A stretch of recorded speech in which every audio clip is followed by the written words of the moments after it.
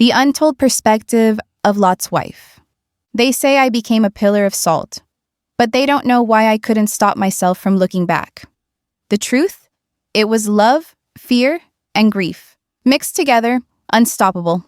Something inside me betrayed me that day, and I turned. I am Lot's wife, and this is my side of the story.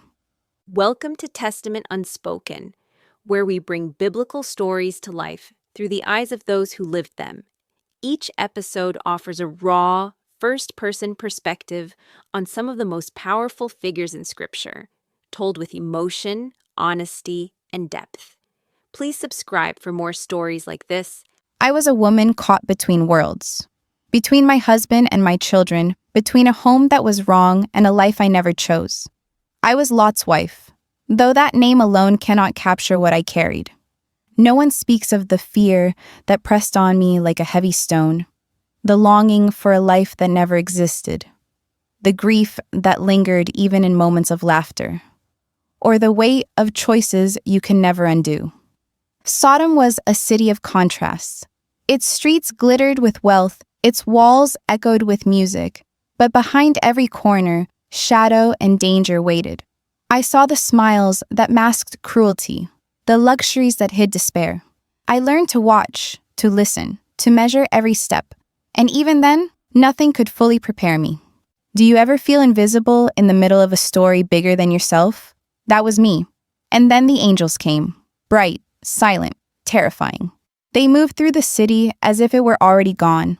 Fire rained from heaven, and chaos became a voice that I could neither ignore nor fully understand. In that storm, I was not just a wife, not just a mother. I was a witness to a world ending, to a judgment I had not chosen. People speak of me only as the woman who looked back.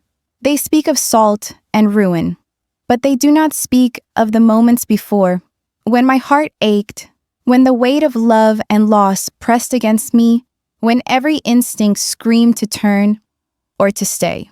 I want to tell you what it was like to live in a city where sin and beauty intertwined, to be a woman whose feet were torn between fleeing and watching, whose eyes could not help but see, even when she knew she should look away. I want you to understand me, not as a caution, not as a name, not as a memory, but as a woman caught in the storm, whose choices were as human as they were impossible. Genesis 19:15-26. I remember the first time I truly saw Sodom for what it was. We had arrived with my husband, Lot, searching for a place to settle. I thought it would be beautiful, rich soil, bustling markets, neighbors like family. But soon, I saw the other side. Cruelty, arrogance, the laughter that masked pain.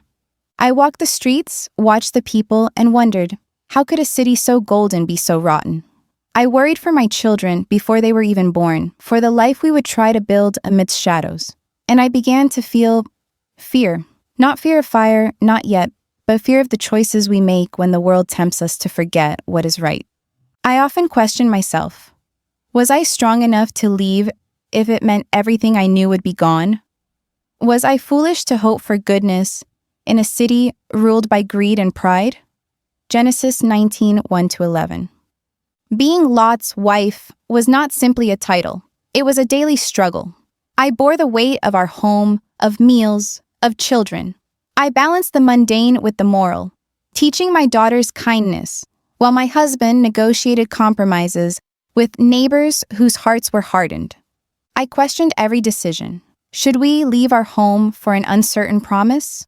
Or should we stay where the ground beneath our feet was familiar, even if it was tainted? I wondered if leaving meant losing everything, if staying meant losing our souls. It's easy to call my story a mistake, a moment of disobedience, but life is never so simple.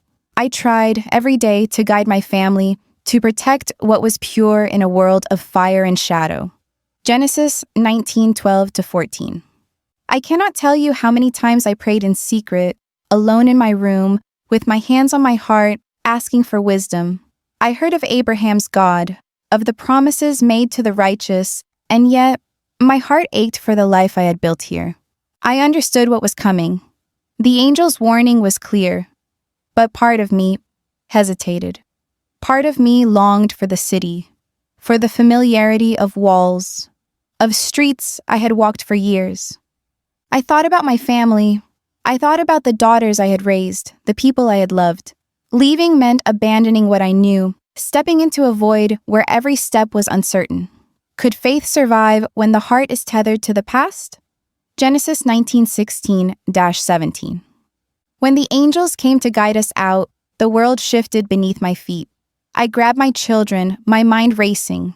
Behind me, the city glimmered with its false promise, and I felt a pull, like a memory of every laugh, every street, every familiar corner. When the angels came, they moved with an urgency I had never known. Their presence was both terrifying and oddly comforting. My heart raced, my legs trembled, but I followed the command, "Flee for your life, do not look back." Genesis 19:17. My feet carried me away, yet my mind lingered. Every step felt like leaving pieces of myself behind. My home, the memories, even the brokenness of it pulled at me. And in the storm, I realized courage isn't absence of fear. Courage is moving forward when every instinct tells you to stay, to cling, to turn. Could I survive this?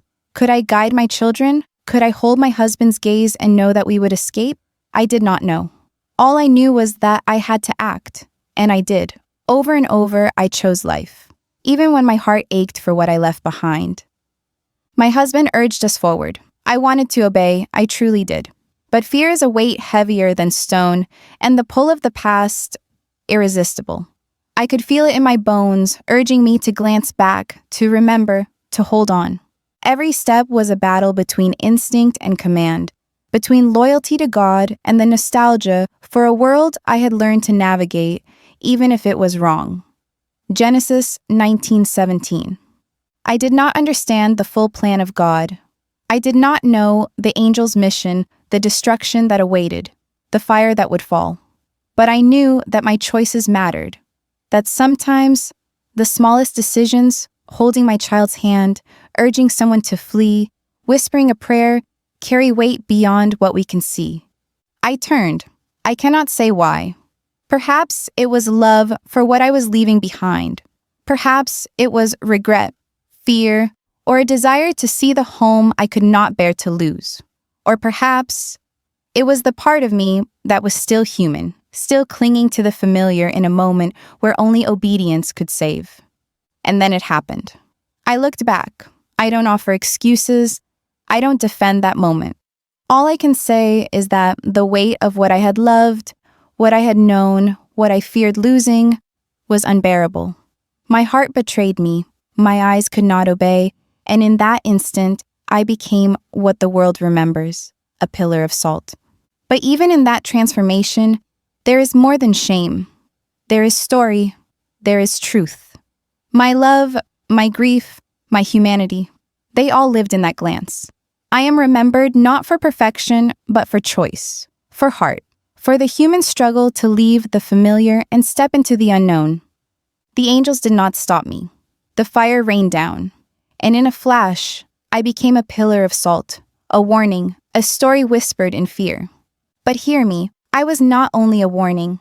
I was a woman torn, a mother, a wife, a soul struggling with impossible choice. I loved my family. I tried to obey. I faltered. And in my faltering, the truth of human conflict revealed itself. Genesis 19:26. I wonder even now if God understood my heart, if he saw the conflict within me, the desire to protect, to hold, to not lose myself completely. Was my glance back merely fear, or a human instinct to grasp the past before surrendering to the future? I have been called foolish. I have been called a cautionary tale, but I want you to see me differently. I was human. I struggled with loyalty, fear, love, and loss. I understood righteousness, but I was also tethered to memory. Perhaps that is the lesson. Humanity is complicated, faith is tested, and sometimes salvation is a choice of courage against the weight of all we have ever known. Ecclesiastes 7:8.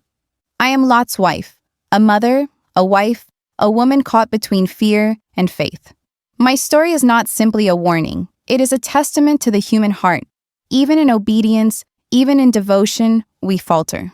We look back, we grieve, we love. I am not just a name, not just a warning, not just a story told in a single glance back. I was a mother, a wife, a woman who dared to act in darkness, who dared to hope, and who dared to love in a world falling apart.